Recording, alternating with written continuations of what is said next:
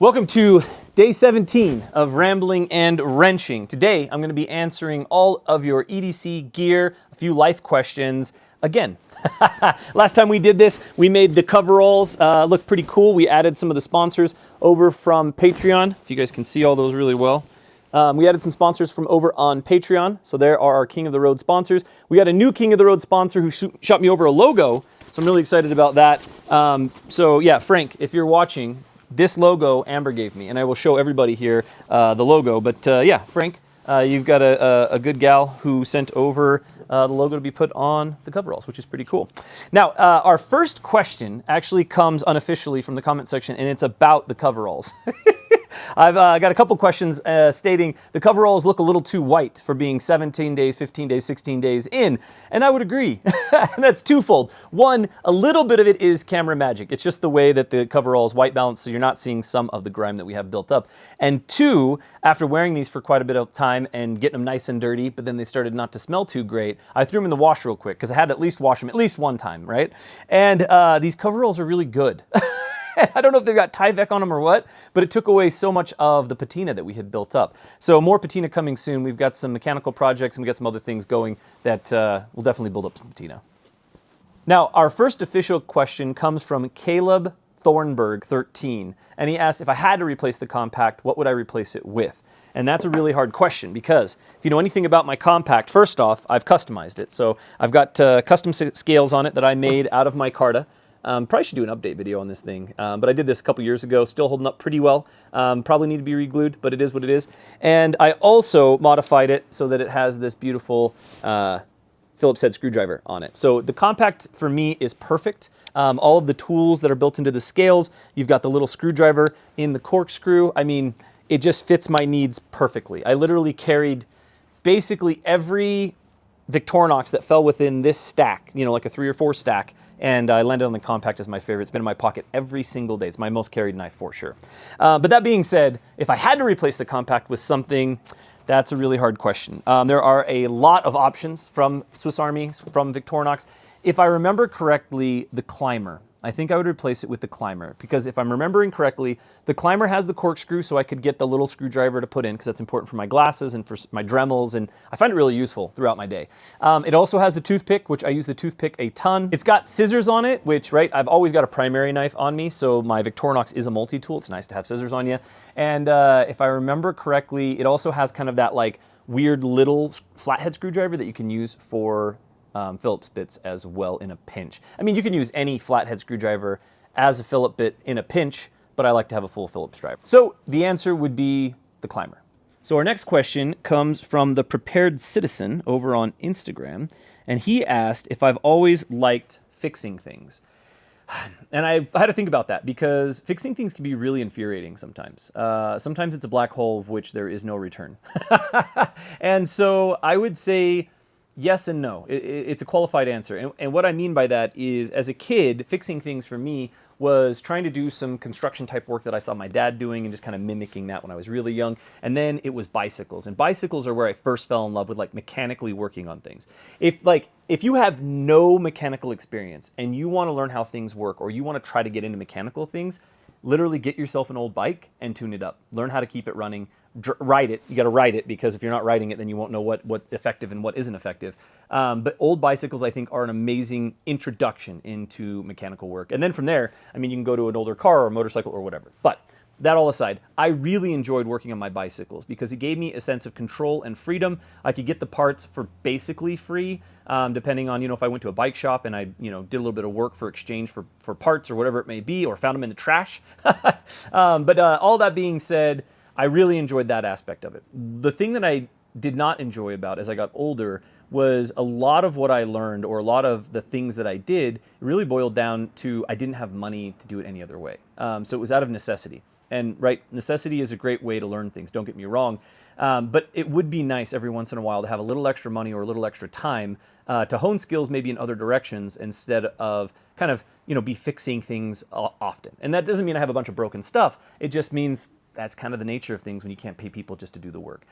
But, right, then the next step in that, as I got even older and I learned more about like owning your stuff, and I learned more about the right to repair, and I learned more about knowing the things that you use on a daily basis and how to operate them, how to fix them, and how useful that can be, then it kind of like brought me back around to where I was like, okay, some of the repairs and stuff that I do might be a little annoying, but it puts me in a much better position to help other people, and it puts me in a much better position to understand the world that I live in a very real way. So have I always enjoyed fixing things? It's a qualified yes.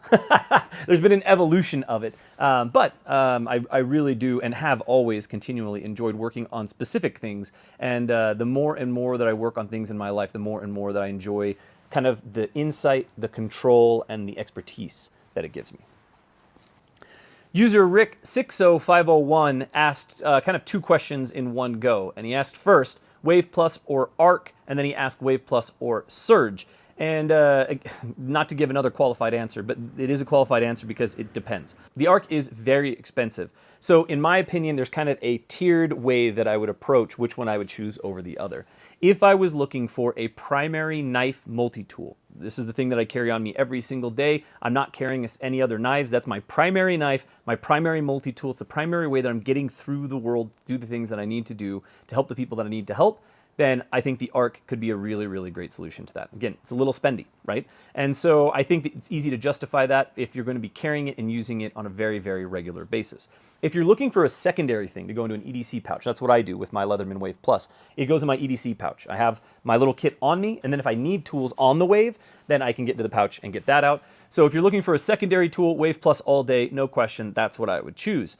And then finally with the Surge, I love the Surge, and I carry the Surge all the time with me when I'm doing construction work because the Surge is a bruiser. And I would recommend the Surge to anybody who is looking for a primary hardcore multi-tool that they're working with materials often, right? Like if you're working with insulation and you're working with wood and you're working with concrete, you're working with that type of thing on a regular basis, then I would go Surge all day. Otherwise, I think the Wave Plus is probably better for like most people's EDC needs, but the Surge is a bruiser and I absolutely love it. So that's kind of the ranking that I would give those three multi-tools. JSPR EDC asked what I think needs more attention, like what tool gets overlooked the most in the EDC space.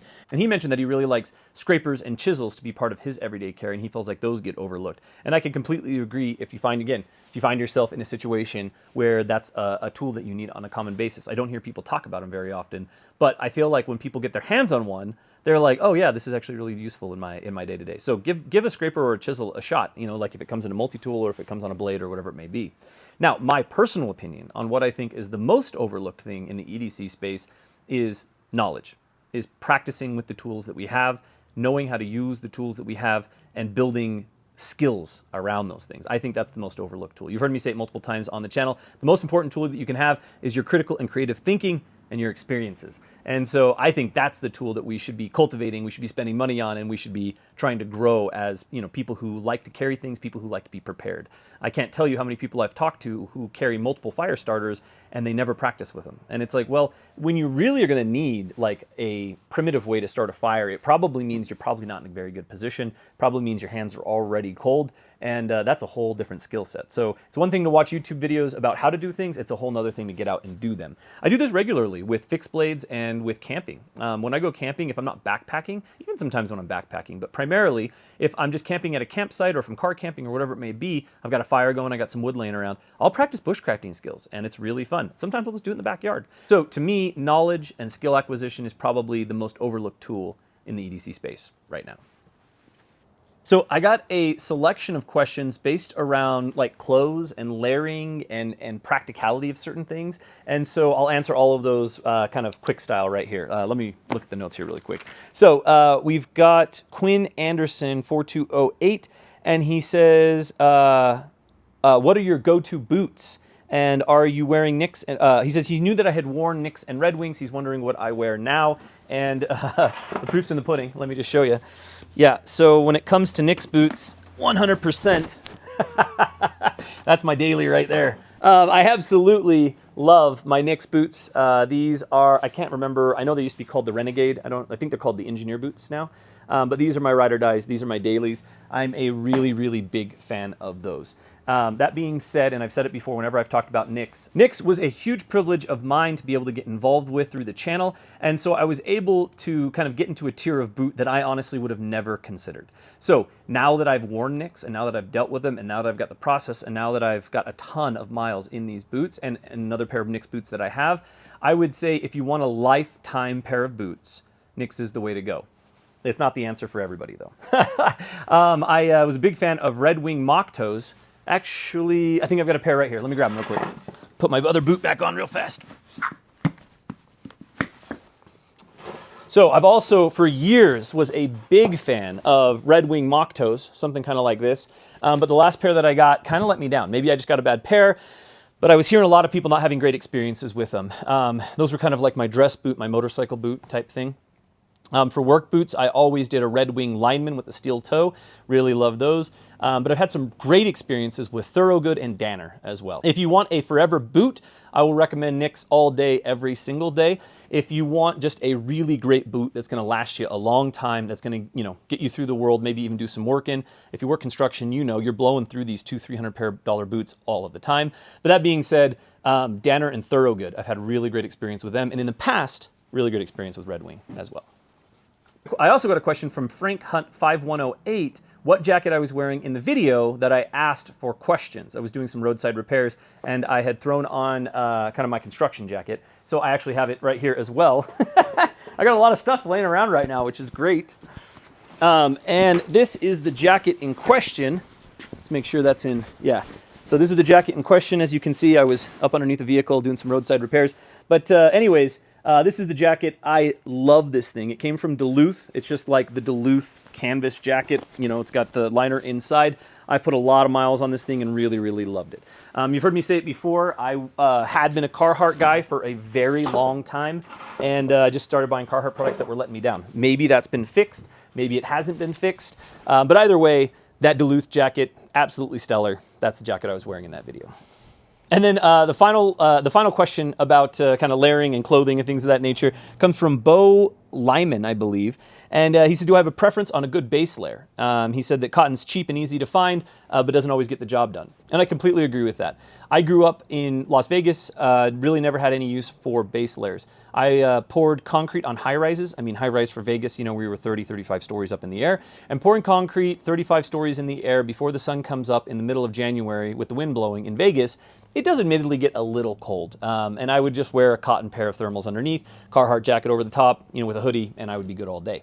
That being said, I went straight from Vegas to working in Draper, Utah, up a canyon in the middle of one of the worst, coldest years they'd had. I mean, it got so cold and it was so windy up there that the ground would freeze and it would literally blow our forklift, like the big boom forklifts that you use on construction sites. It would literally blow our forklift across the yard because the ground would freeze so smooth and then the wind would blow so hard that it would blow that forklift across the yard. I mean, we're only talking like 15, 20 feet, but still it moved the forklift, which was crazy. So I went from one extreme to kind of another, and I discovered that wool and then later capilene are your friends. Starting with the easiest way to integrate wool socks. I don't know how cold it is where any of you live or where the guy who asked the question lives, but in Utah, as soon as it starts to get cold, I have wool socks on the entire winter. That's all I wear. I wear smart wool socks or Darn Tough socks. Primarily Darn Tough. I really, really love Darn Tough socks. Definitely check them out. It's a really cool company. And then from there, I'll go with a bottom base layer. So the bottom base layer will go underneath my jeans or whatever pants I have on at the time, and that will usually be a capilene. Now, I discovered capilene when I was working in a ski town, doing custom work on really fancy homes. And there was a thrift store where basically like all the rich ski people would drop off their gear. I was able to get these Patagonia capilene bottoms. And capilene is a synthetic material that Patagonia uses as base layerage. I think they still make it. I don't know. Things are always changing with that stuff. But I can say, if Patagonia is still making those capilene bottoms or even capilene tops, I'm sure those are stellar as well, definitely get them. They are amazing. I have found them to be very comparable to wool. They're just not wool. So usually they're a little more affordable, even though they've got that Patagonia price tag on them. Patagonia is actually a pretty dang good company to support, but their stuff is a little pricey. And then for a top base layer, if it's really cold or if I'm really needing to like layer up, specifically if it's wet outside, then I will go with a wool top. And I tend to only go with wool tops. I think that's just because of what I've always worn. Again, capilene probably work just as well. But yeah, that's kind of what I use for my layering needs. needs when I need to. But I will say that a good base layer and a good pair of socks is worth its weight in gold. Cotton is just going to get wet and keep you cold. I think with wool, it can be fully saturated and it can it retains like 70% or 50% of its ability to keep you warm. So it's expensive, but it is worth the investment. And I always use it as underlayers because I know I'm going to rip that stuff. And yeah, as underlayers, that stuff lasts me a really long time. So that's how I layer. So I got a couple questions of how I live my wandering lifestyle with my wife and with my daughter. And the answer is I integrate them as much as I can into the adventures that I do. I mean, last year when I was doing the quest, my daughter went on a handful of those with me. I had her on the road with me and we had a blast. We were up in the mountains in Washington. We were in the deserts. We were kind of all over. We were out in South Dakota. We had a pretty good time together. So I will bring her along on ventures wherever I can. Same with my wife. That being said, I definitely have a lot more of that in me than either of them do. And so before I was even married with my wife, I let her know. I was like, look, I got gypsy blood in me. I come from a long line of truck drivers and cowboys, and I have to wander. And that was something that she accepted, and that's something that we as a couple have figured out over the years on how communication works. I usually don't travel with a cell phone unless I'm traveling for work. So we kind of have a deal that I'll call like every Sunday. If I'm gone for more than a week, I'll call once a week basically. Sunday's the day that we do it. And so that's something that works for us. But I will say that it is every individual has to figure out how that works for their relationship because my wife's a saint and it definitely wouldn't work for everybody. Well, I think that turned out pretty good. So Frank, there you go. Amber, you are a champion. There is our newest King of the Road addition to the Coveralls that hopefully will be getting more dirty here pretty soon. I guess it's a symbol from Halo, or it's a symbol that he's been using while he's been playing Halo. He's Frank's big Halo player. So hope you dig it, man. All right, now with that out of the road, let's answer just a few more questions before we end this thing. Let me see. Let me refer to my notes here. I've got a couple notes on notes. So let's see what we've got. There's actually a really important question on here about like helping people or not helping people. I'm going to answer that at the very end. But let's run through just a few of these really fast.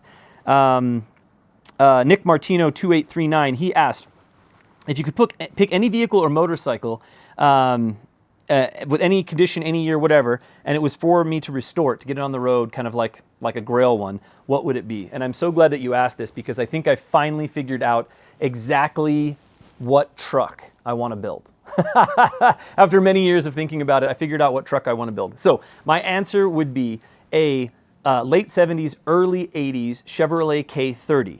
Single cab, 8-foot bed. Now that is a dually 4x4 square body Chevy, which is already amazing. Then from there, what I would do is I would get some motor mount converters and I would drop in a first gen 12 valve Cummins because basically it bolts right up and you can run it single wire. Also, if there was like a big sun flare or whatever and a bunch of cars didn't work anymore, that vehicle would still run. So I got a square body Chevy dually long bed 4x4 with a Cummins engine in it that will get about 20 miles per gallon, and then I would mate that up with a 5-speed transmission that would go with that Dodge engine.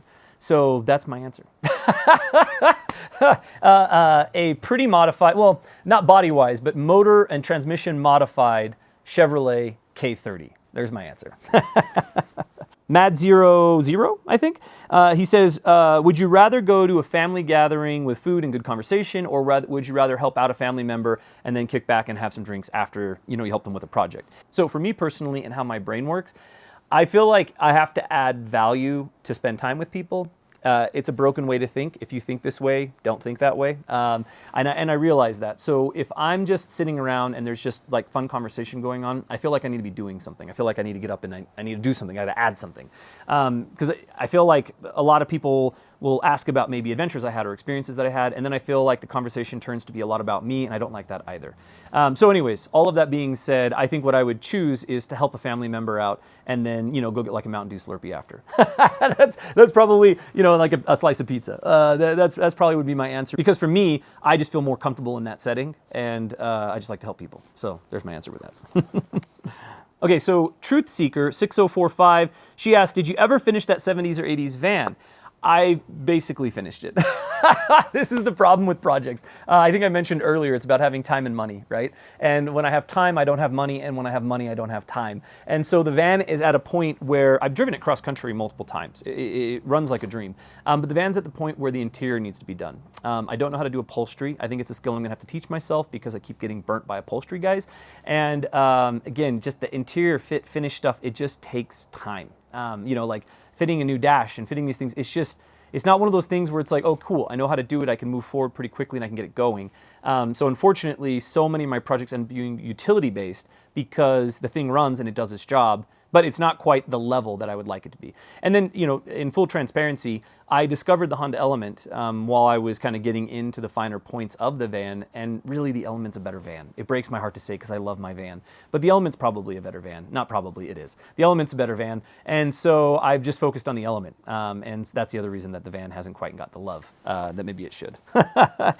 She also asked, she says, I know you're artistic. Years ago, I actually sent her a AKC F16 with a little bit of art that I drew on it. So I'm not very artistic, I like to doodle. And she says, what's the coolest art or something artistic that you've ever done? Actually, I got a couple examples. Let me show you really quick.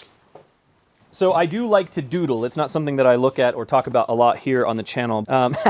This isn't a particularly good piece, but you know, just kind of funny. No license permit or diplomas. I've always really liked that page right there. But just silly things like this knife with little sayings on it. I think I have a hammer and a shovel. I was kind of doing a series with tools. Again, just little doodles, nothing crazy, but let's see. So yeah, I've got like a hammer here with some words on it, lyrics from a song, and then I also have, like little things like this. So this is like kind of the type of doodling that I like to do. As far as like art that I've done that I'm most proud of, it's definitely like weird art. I drew this on the cover of a binder years ago, and I'm really proud of it. It's a little weird, it's a little whatever, but I'm really proud of it because I did that all myself, and I think it's really, really cool. Another piece of art that I'm really excited about was this little zine that I made years ago called Damn It, Batman. There was somebody I knew who had a dog. They were dog sitting, and the dog's name was Batman, and she kept saying Damn It, Batman, because the dog was not very well trained. So what I did is I drew Batman in a bunch of funny situations. There he is digging holes in the yard with his bat shovel. There he is giving some love to somebody at the record player. Here he is at the dog park. This dog's barking. He's saying, fear me. So I basically just drew Batman in a bunch of different funny situations that a dog would be in as Batman. And I'm really proud of that as well. So I don't know if that answers the question. Hopefully it does. It's always a little weird showing off little doodles that I do, but there you go. So this last question is a bit of a sticky one because it's a really good question, it's a really good concept, but I don't know if I have a really good answer. But I think that the concept is something important to talk about, so I'm going to do my best to share what I can based on what we've got here. So the video where I was asking for questions to make this video, a little bit of video inception, I had mentioned that I'd pull over the side of the road and help some people. And SDA for Jesus 1 asked, many survivalists are saying, don't stop and help, it's dangerous and could be a trap. How do you balance charity and security? How does it affect your willingness to get involved? And what defensive tools do you carry into sketchy situations? Now, again, I think this is a great concept and a great question. There are things here that I can answer. There are things here that I can't answer. But I will say that anything I'm about to say can only apply to me because we're talking about assessing threat. And you have to be able to assess your own threats. I can't hold that for you. But you can take some of my philosophy and apply it to yourself.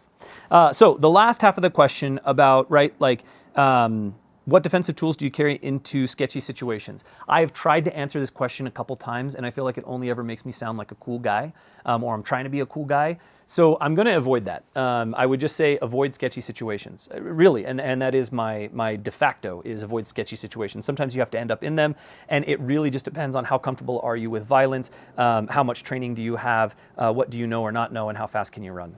I mean, that's really, like, without trying to sound like a cool guy, that's the best I can give on that front. But it's the first bit that I think is the concept I really want to talk about, which is many survivalists are saying, don't stop and help, it's dangerous and could be a trap.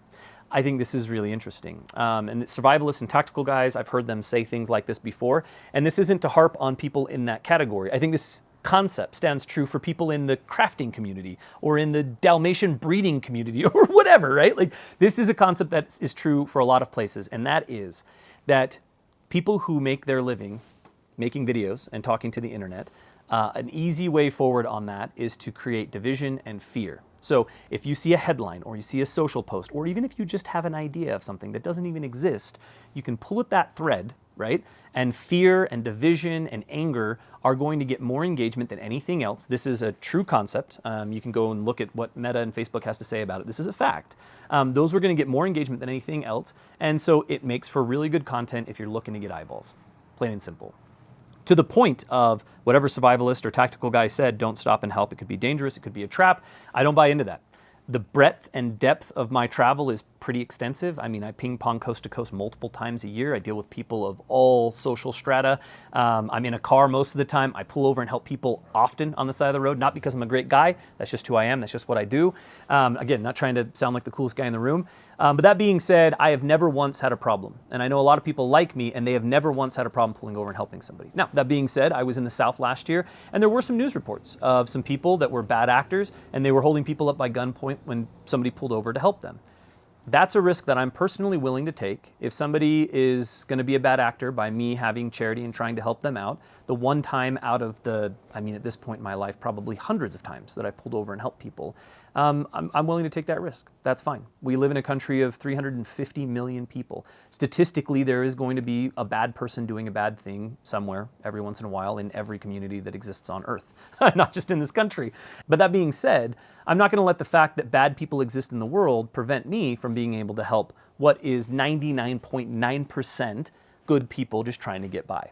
And what I mean by good doesn't mean that, you know, a stranger you may encounter doesn't go home and kick their dog, or that they don't have a horrible vice, or that they're not like just horrible people when you're not dealing with them. But stranger to stranger, I have found that most people are good. They're kind. They want to either be left alone, or if you're going to interact, they want to be treated with decency, and generally they will treat you with decency as well.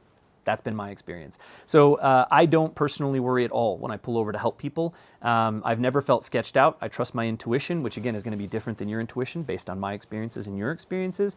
But yeah, I think the concept here is a lot more important. I think that if you start to look at the things that you're consuming on social media or on the internet, and you start to realize what things make you angry, or if you realize what things make you feel like there's a group against you, or there's really bad things in the world, don't get me wrong, there are really bad things in the world. But I think that lens, both evolutionarily, our brains hold on to the bad things, so we're going to remember those things more. And then two, we know for a fact that drives engagement. And we know for a fact that people who want to do the lowest common denominator type of engagement, who make their money on it, are going to pick bad subjects and bad things and blow them out of the water. And I think that when a survivalist or a tactical guy is telling you not to stop because it's dangerous and it could be a trap, I would love to see the statistics. I'm always down to change my mind, but I'd love to see the statistics on that. Does it happen? Sure. Does it happen enough that if you're the one pulling over and helping somebody, it's going to happen to you? Probably not, just statistically. So yeah, you don't have to agree with me. Like I said, that's for me. That's my philosophy. But the concept of it, I think, is really important. And I think that it's really important to remember, if you're seeing something really inflammatory, if you're seeing something that's making you mad, if you're seeing something that's making you feel like a victim, basically, do the research. Actually do the research. It's getting harder and harder to get straight answers and straight research, but do the research. You will probably find it's not as big of a problem as people say it is. That's just my 2 cents. I hope this has been helpful. I hope this has been good, and see you tomorrow.